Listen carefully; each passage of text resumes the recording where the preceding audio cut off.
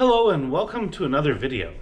Today I'm going to make pasta primavera. Now, as far as I can tell, this is actually an American dish, not really an Italian dish per se. I've never seen it in an Italian restaurant here in Europe. And the general methodology of making it leans more towards the American interpretation of Italian food. Now, pasta primavera is a wonderful light summer lunch. It's one of the lighter pasta dishes you can make. And it's a general, flexible dish you can basically whip up on a whim based on what you have in your refrigerator or what strikes your fancy when you go to the grocery store. Now, I haven't been able to trace down the history of this particular dish, as I generally like to do, but I have been able to find several different important variations of it, both in my experience and in my research. So I'm going to make today the first version that I ever learned, which I learned in a cafeteria, working in a cafeteria in the US. And we'll go ahead and go from there to, sort of how to make it really, a great representative of summer food. So here are the ingredients I've decided to use today. From the pots out and back, I have Swiss chard and a zucchini flower. I bought at the store a zucchini. I don't have any ripe zucchini on the plants right now. Red pepper. You can use red onions, but I decided to use shallots today. Some green beans off the plants and back. And I got some raddicio at the store.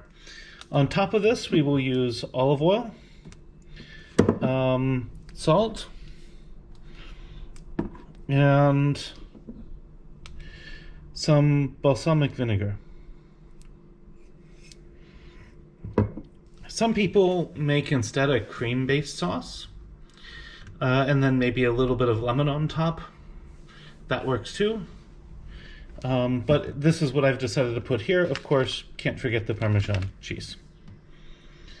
And one more thing, I'm going to add some small mini Roma tomatoes. Now, while cooking the pasta, we're going to add some salt to the water. This is important for a couple reasons. The biggest reason is it adds a little more flavor and texture to the pasta. Some people like to add olive oil on top. Also, I'm not going to do that this time. And we're going to cook some pasta to the point where it will be al dente. Al dente means basically chewy but not crispy. That's probably the best way I would describe it, at least. But Americans tend to cook it a little more, so it will be maybe not quite as chewy. While we are waiting for the water to boil, I'm going to go ahead and start prepping the veggies.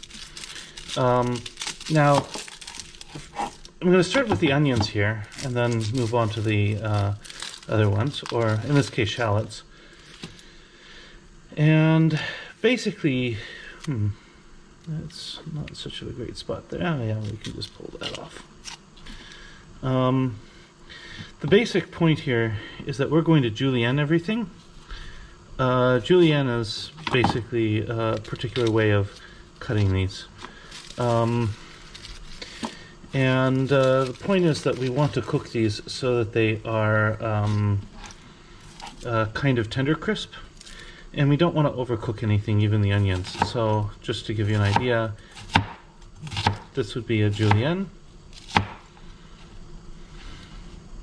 And I will do that with all of the shallots. So I think I'm going to use about half of this pepper.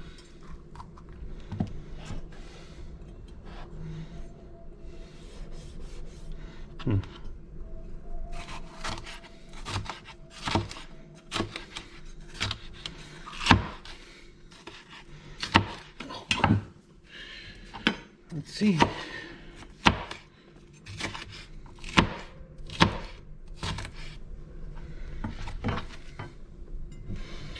And that will be that.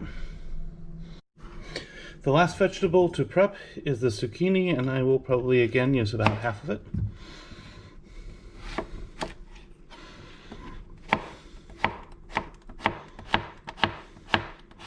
Now the zucchini is actually the hardest one of these to get right because it's very easy to overcook.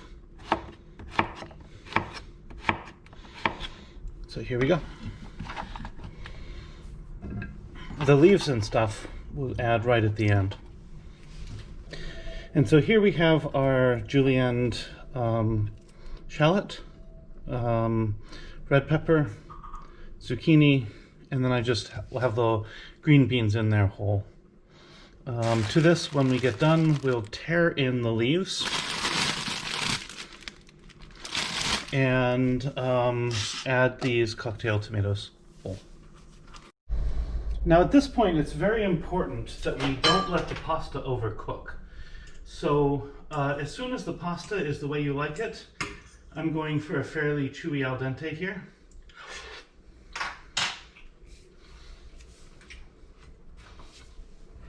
You turn off your stove,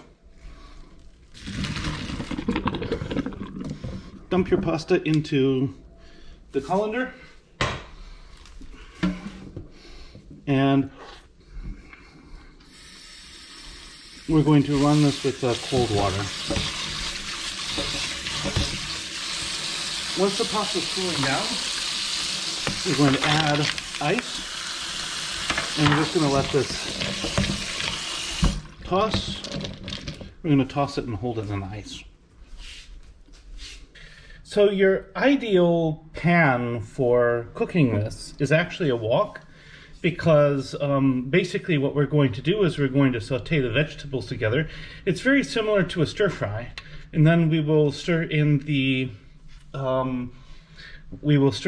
pasta, so making this kind of an American Italian version of fried noodles.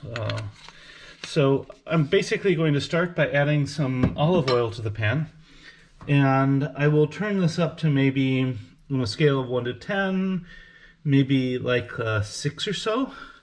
I'm going to let this start to heat up. Then the ordering really matters. The shallots are pretty thin, so I'm actually going to start with the red pepper. Then I'll add the shallots, the green beans, and then the zucchini. Then I'll finish it out with the greens. I'll grate some Parmesan on the top. And I just realized I still have some Kalamata olives, so I'm going to throw a few of them in as well. Again, this is one of those dishes you can throw in whatever you like, and it will probably come out very nicely. So now I can feel the heat coming up, so I'm going to just start to add this. I'm going to start with the red pepper.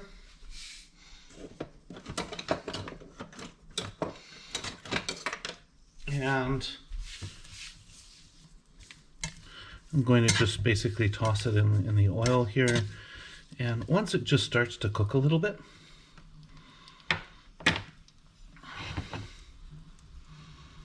then I will start to add the rest of it. I've grabbed a few of the raddicio leaves. Now raddicio is pretty bitter by itself, but as it cooks, the bitterness disappears a bit. The same with the chard. And I'm going to put the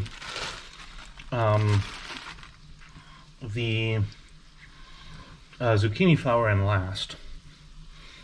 So you can start to hear it hiss a little bit. That's good.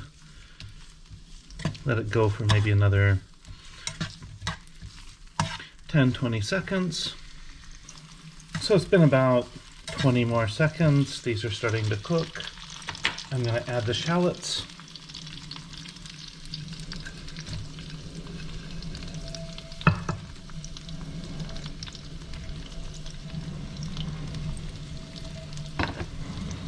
Stir this together.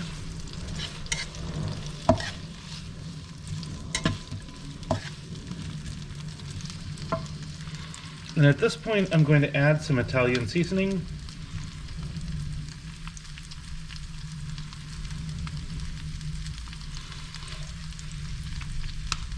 The fact that it uses Italian seasoning in most recipes is a very good indication. It comes from the US. Almost no real Italian food will use, quote, Italian seasoning. They will have their own mixtures of things. So now that that's cooking, we will add the green beans.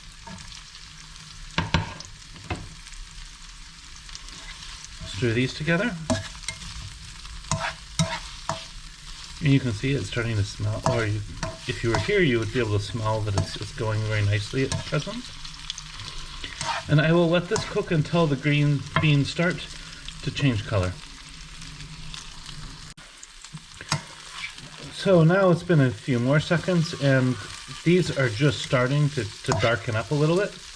So now I'm going to add the zucchini, and I will stir this a bit more.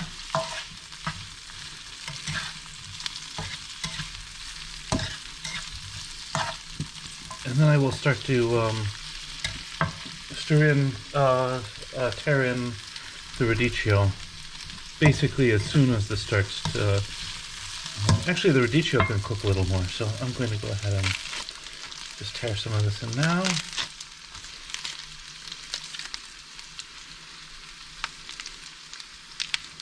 Now, raddicio is actually a red-leafed chicory, but unlike like Belgian endive, raddicio is grown in the light, which means that it develops the full bitterness of the chicory, while Belgian endive usually doesn't.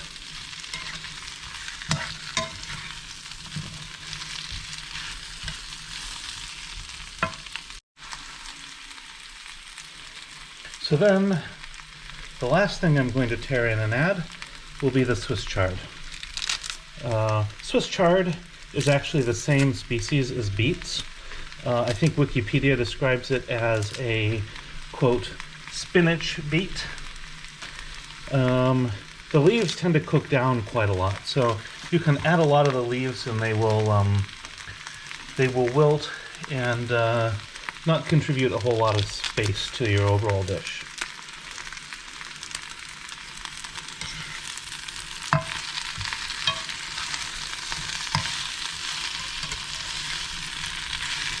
Now just saute this for, it won't take much longer, but the chard will basically wilt, very much like spinach does, and then I'll be ready to add the pasta, olives, and the vinegar. So by now you can see that the chard is wilting, and the overall volume is going way down. So I'm going to start adding my pasta. And of course, I'm not going to add the ice cubes.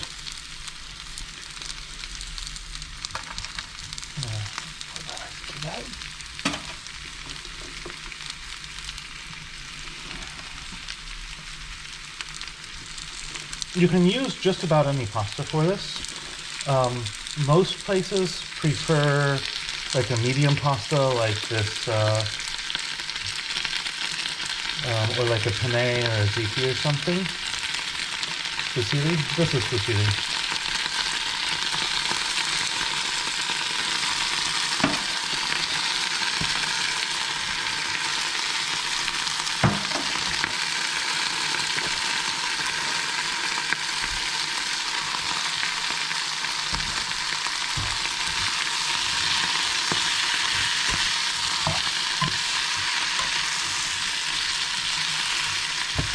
I think I made a little more than I can eat here.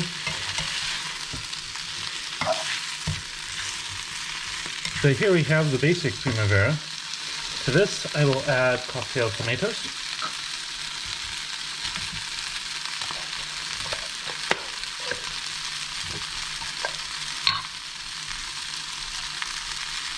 A few olives.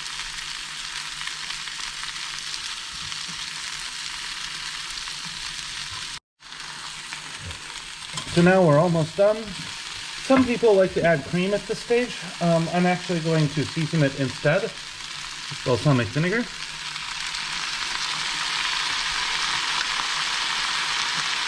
Balsamic vinegar is wonderful stuff. It's actually made from a grape syrup, basically. You basically take the grape juice and boil it into a syrup before you ferment it. And this leaves it with a very rich, sweet flavor. It goes very nicely with these. So now I can take this out, off the heat, add the Parmesan, and then we'll be done. So of course, the classy way to add Parmesan is always with a vegetable peeler.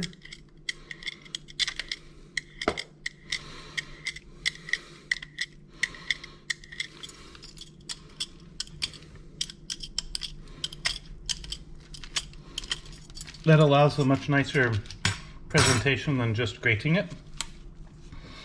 And we can garnish with a few raddicio leaves.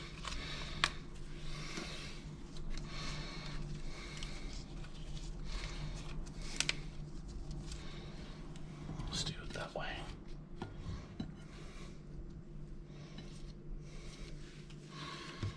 And here we have our pasta Primavera. So here we have our pasta Primavera.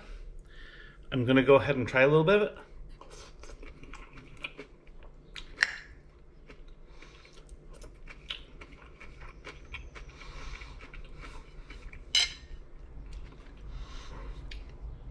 The thing I really like about this variant is that the vegetables and the balsamic vinegar really go together nicely, and they contrast nicely with the salty cheese.